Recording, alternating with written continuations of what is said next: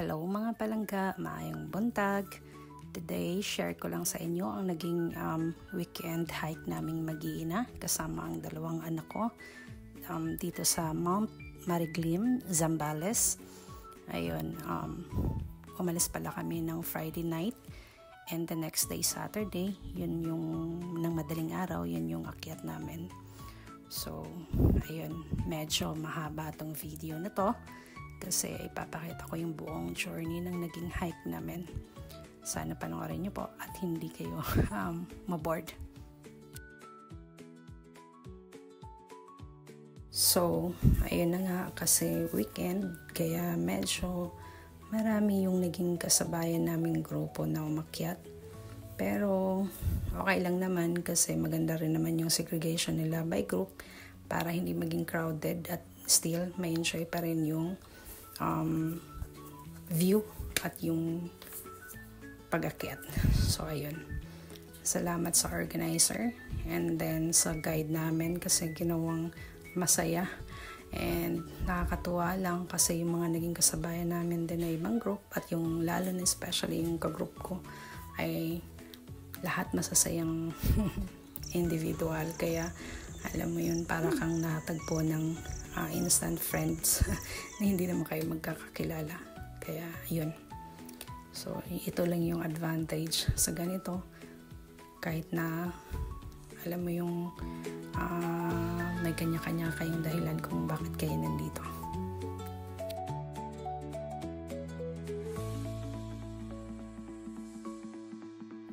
Ito na nga, dumating na kami sa peak 1 and sa makikita nyo exhausted yung anak ko. Paano ba naman kasi lahat paahon, walang patag, kaya yun first peak pa lang nakakapagod na, pero sulit naman din pag titingnan mo yung view. Wow, mapapasabi mo na lang na wow. Kaya lang ayun nga, medyo nahirapan dahil na rin siguro dahil summer at ang init, kailangan ng maraming tubig para mapawi ang uhaw. Grabe. Pero siguro titingnan mo na lang yung surroundings mo para masabi mo sa sarili mong okay, let's go again, kaya natin to.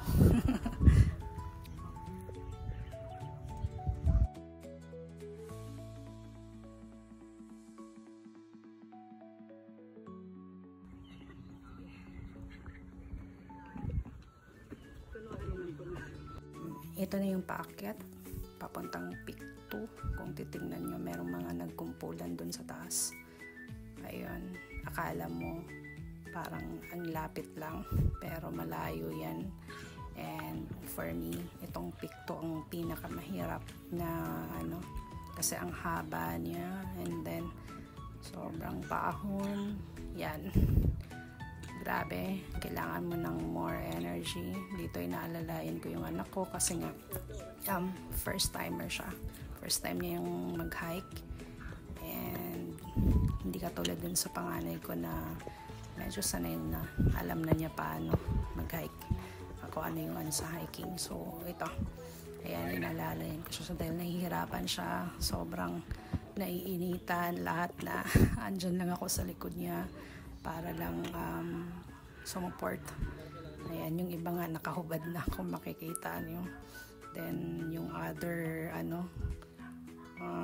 hikers, halos talagang pare-pareho kaming lahat, init na init. Pero ayun na nga, inspired sa surroundings kasi kita nyo naman sobrang worth it na aakyatin siya dahil napakaganda niya.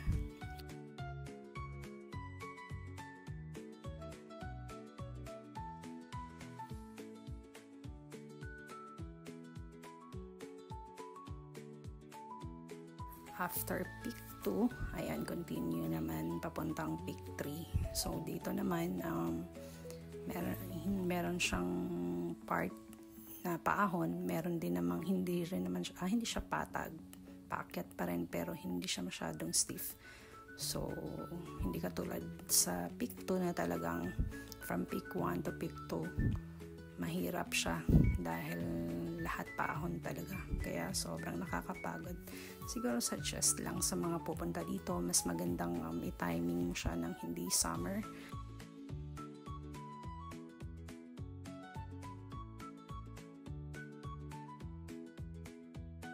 Okay, ito na nga yung part ng pa-peak 4. The same lang din sila kung i-compare mo sa peak 3 and peak 4, halos pareho lang din sila.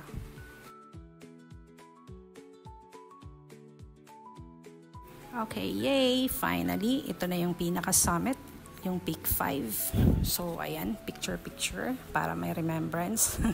And then, after nito, ito na nga, bababa na naman kami papunta sa mga rivers. So sa itinerary namin, meron kaming 3 river na pupuntahan bago umuwi sa baba nitong bundok na to. And the same thing, kung gaano kahirap kang umakyat, kung paano yung ka-stiff ng mga dinaanan ng paakyat, ganun din yung pababa. Sobrang, yung iba nanginginig yung tuhod, yung iba naman parang mas natatakot pang bumaba kaysa umakyat. Ayun. Pero iba rin yung mga makikita mo dito na mas marami kang makikitang magaganda ding view. Kaya ayun, mag-enjoy ka rin naman pababa while natatakot baka mahulog o ano man.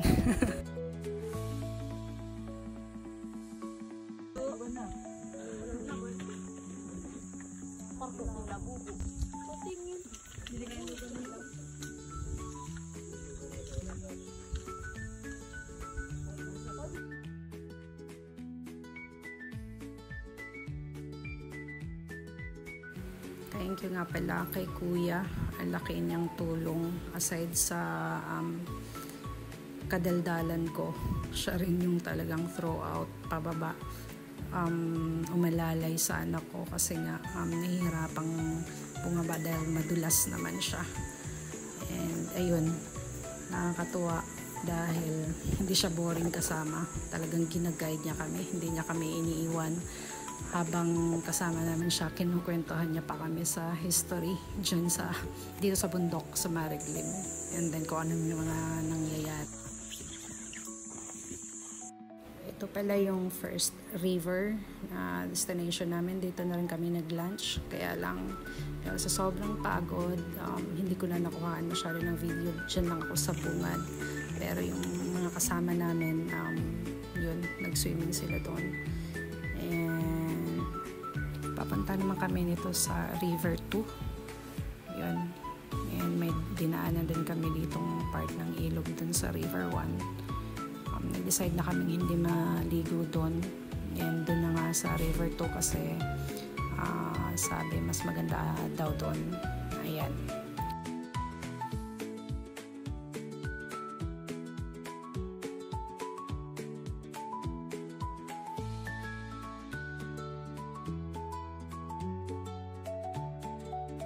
Makikita nyo nga dito, talagang super alalay si Kuya. Parang naging instant yayo siya ni Zoe. Talagang hindi niya pinapabayaan. Talagang sila na magkasama. Lagi siyang nakaalalay. Tinitingnan niya kung kinakaya o hindi. Ganyan siya kagaling, kabait. And masiyahin din. Kaya shout out sa iyo.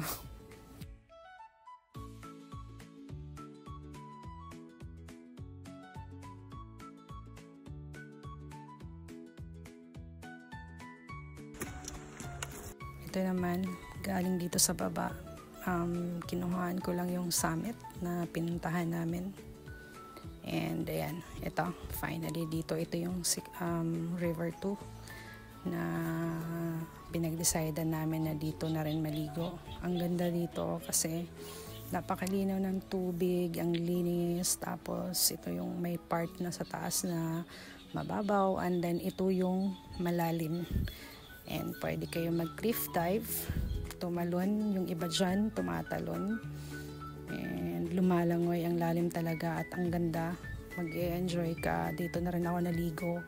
Kaya lang, hindi ko na nakuha ng video kasi wala nang kumukuha ng video, kundi ako lang. Hindi mo naman maaasahan tong dalawa.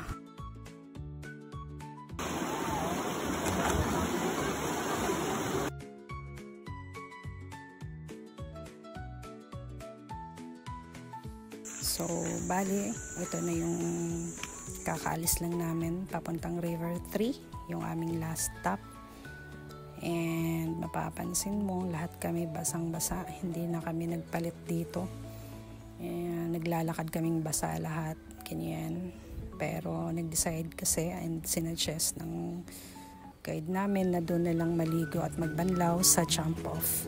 So ayan, tumatawid kami sa River 3 and nagstay lang ng konti din pa uwi na. Papunta dun sa station na merong sunduan ng mga tinatawag nilang kulong-kulong. Hindi naman siya, ewan ko, parang tricycle na walang bubong, ganyan.